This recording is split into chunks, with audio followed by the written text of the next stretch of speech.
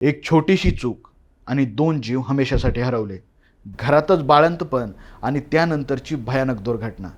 पिंपरी चिंचवड महापालिका क्षेत्रात एक हृदयद्रावक घटना घडली आहे. चिंचवड येथे राहणाऱ्या 22 वर्षीय अविवाहित तरुणीचे मंगळवारी 24 मार्च 2026 रोजी सकाळी 7:30 वाजायच्या सुमारास घरातच बाळंतपण झालं.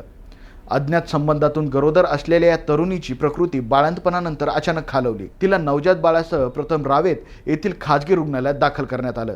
नंतर तिला पुण्यातील ससून रुग्णालयात हलवण्यात आलं, तर बाळाला पिंपरी येथील वायसीएम रुग्णालयात दाखल करण्यात आलं. दुर्दैवानं सायंकाळी 4:30च्या सुमारास नवजात बाळाचा वायसीएम रुग्णालयात मृत्यू झाला. त्यानंतर तरुणीची प्रकृती आणखी बिघडल्यानं तिचाही उपचारादरम्यान मृत्यू झाला.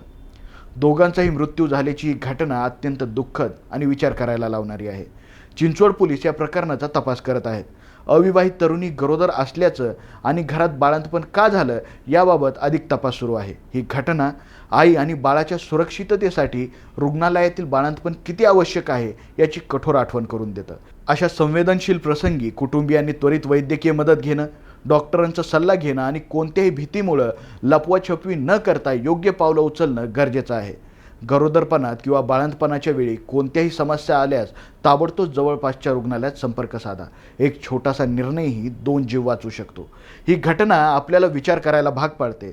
समाजातील अशा संवेदनशील विषयावर खुल्या चर्चेची आणि मदतीची गरज आहे. आणखीन घडामोडी जाणून घेण्यासाठी पाहत रहा पिंपरी चिंचवड न्यूज. सोबतच आमच्या फेसबुक आणि इंस्टाग्राम चॅनलला फॉलो करायला विसरू नका. तसेच यूट्यूब चॅनलला सबस्क्राईब करायला विसरू नका.